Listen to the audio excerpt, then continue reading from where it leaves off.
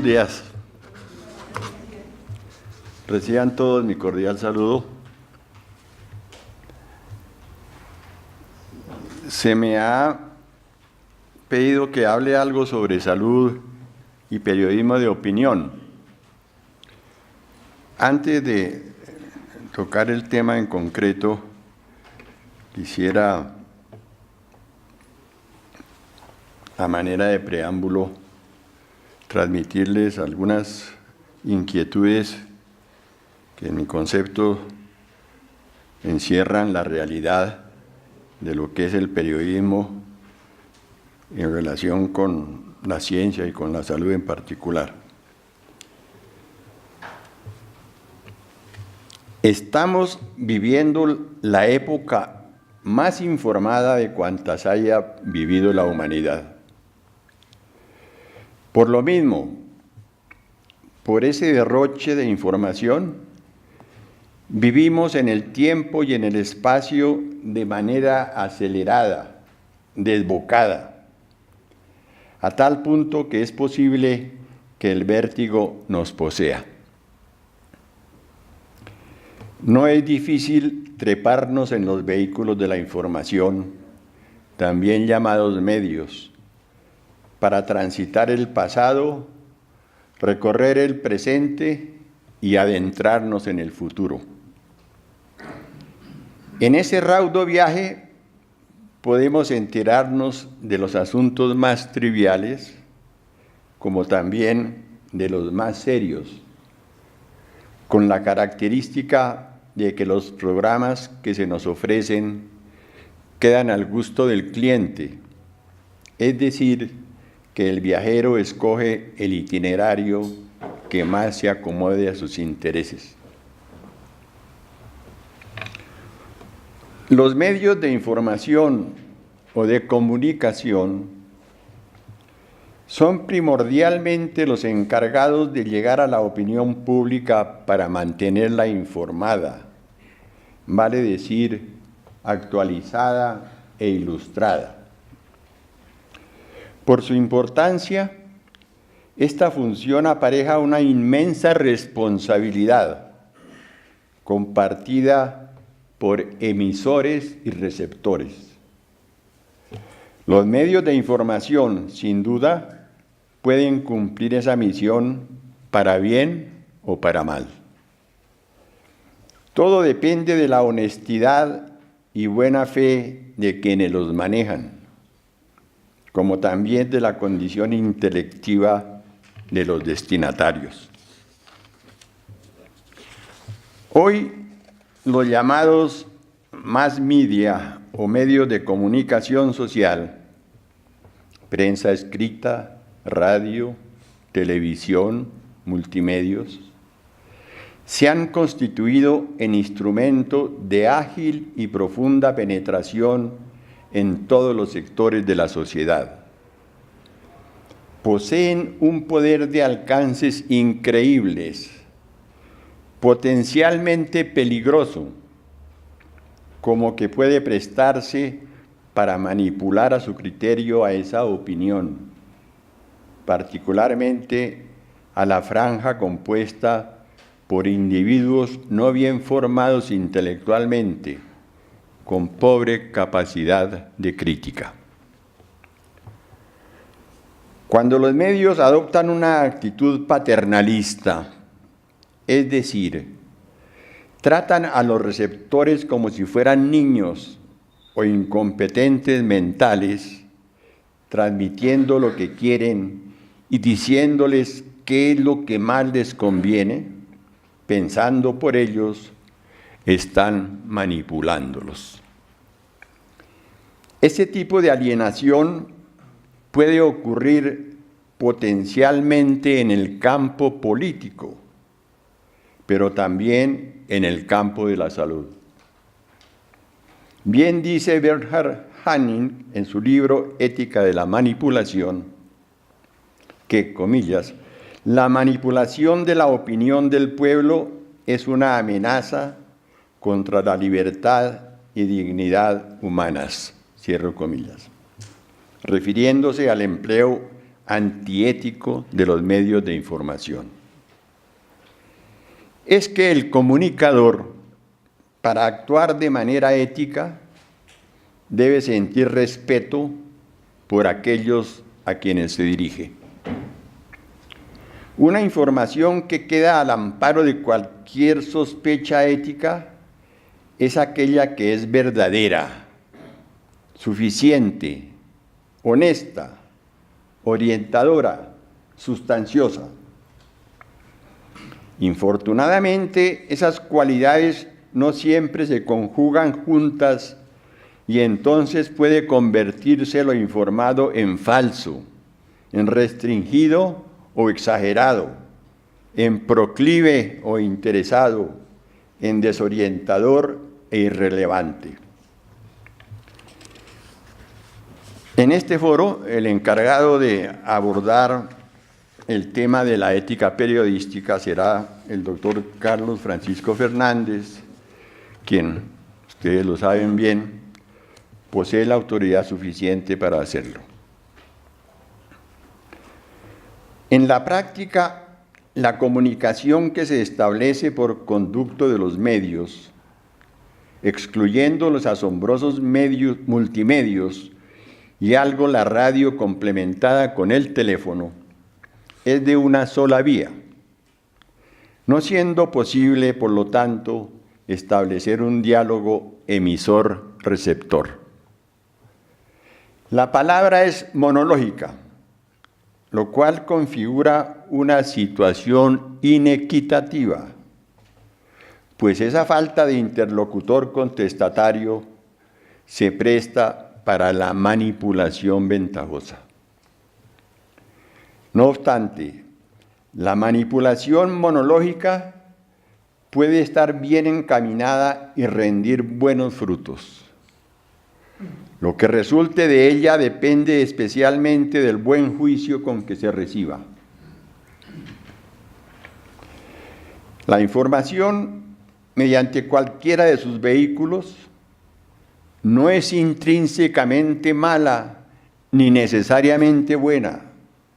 Valores que es nuestro juicio, es decir, la moral subjetiva, el que debe asignarlos. Pese a ello, no es motivo de discusión que deban existir normas que regulen el tipo y calidad de los programas, que es una forma de censura legal. Se trata de la moral objetiva impuesta por la sociedad. La indiferencia, la libertad ilimitada, puede conducir al libertinaje y al atentado contra los intereses del individuo y la comunidad. En la actualidad, todo tipo de información científica que tiene que ver con la salud está a la mano del curioso y del investigador. Los pacientes pueden estar igual o más informados que su médico acerca de las enfermedades que padecen, creando a veces conflictos de saberes debido a que por parte de aquellos no siempre suelen captarse correctamente los mensajes. Algo más, cuando el informador no es científico de oficio, el sensacionalismo o intereses particulares le llevan a poner en circulación información carente de respaldo científico, despertando falsas expectativas en los receptores. Los tiempos actuales son tiempos revolucionarios, en virtud de que el conocimiento ha sufrido un proceso abrupto de cambio por causa de la automatización de la información. La sociedad presente ha entrado en la edad postindustrial y la cultura en la edad posmoderna. Siendo así, el saber ha cambiado de estatuto, si aceptamos la tesis de Jean-François Lyotard, filósofo contemporáneo francés que falleció hace poco tiempo, fue el creador del término posmodernismo, una de las razones para ese cambio es la revolución en el campo de la informática.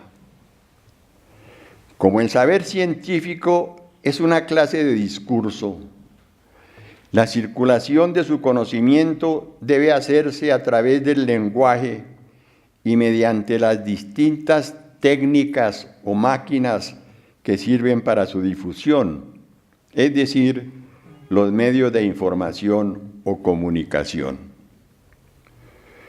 Todo saber constituido que no sea traducible al lenguaje propio de esas máquinas o canales será dejado de lado. Se trata, palabras del mismo Lyotard, de la hegemonía de la informática, es decir, que el conocimiento les pertenece a quienes saben manejar el lenguaje apropiado para difundirlo. Sin duda, los hombres de ciencias, los académicos, los amantes del saber dependen y dependerán cada día más de esta increíble tecnología. Conscientes de lo que eso significa para el progreso de la humanidad, para que el hombre alcance su plena dignidad, no es descabellado aceptar que se trata de uno de los más grandes beneficios jamás recibidos. El hombre es, por naturaleza, un adicto a la información, lo cual lo diferencia de los representantes de las otras especies animales. Bien dice por eso Fernando Savater que la humanización es simbolización generalizada, apetito de comunicación. Por eso es de intuir que los medios no solo se van a quedar, sino que cada día van a ser más cautivantes y penetrantes y asimismo necesarios.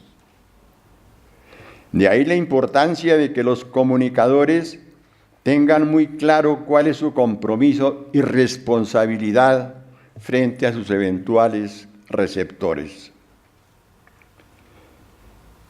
En tratándose del tema salud, este puede ser abordado por escritores o periodistas del campo de la salud, como también ajenos a él. Para uno y otros, los principios éticos del periodista deben ser tenidos en cuenta. Un tema tan sensible, de tanta repercusión social, obliga a ser tratado con suma responsabilidad. Precisamente en los días que corren, el tema de la epidemia del Zika, como lo presentó usted, se ha prestado para poner a prueba la responsabilidad de comentaristas e informadores. A decir verdad, no todos han salido bien librados. Con frecuencia se observa falta de veracidad y prudencia en la información.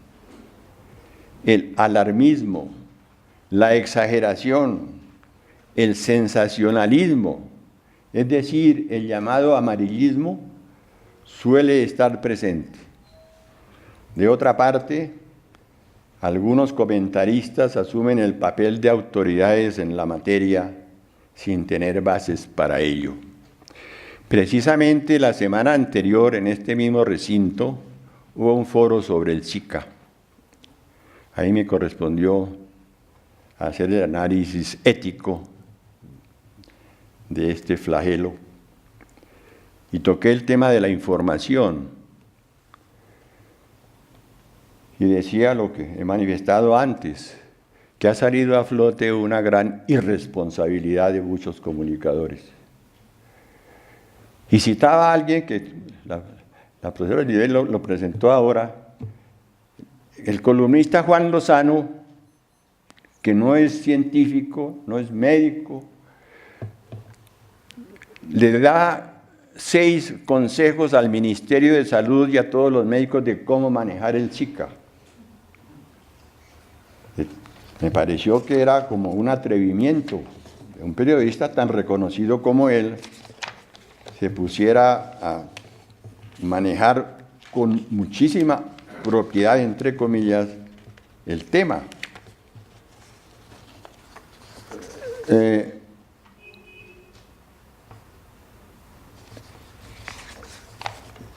le daba 6 recomendaciones.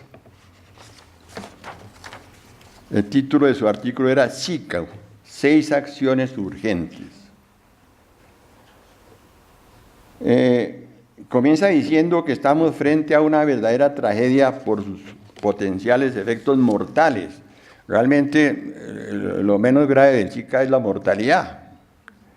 Y así es todo su artículo, con cosas que no tienen fundamento, pero que sí las magnifica y lógicamente va a tener un efecto negativo en los lectores que no están informados del tema. Y así otros comentaristas, en Semana también apareció un artículo de todo punto de vista inapropiado para una revista tan importante.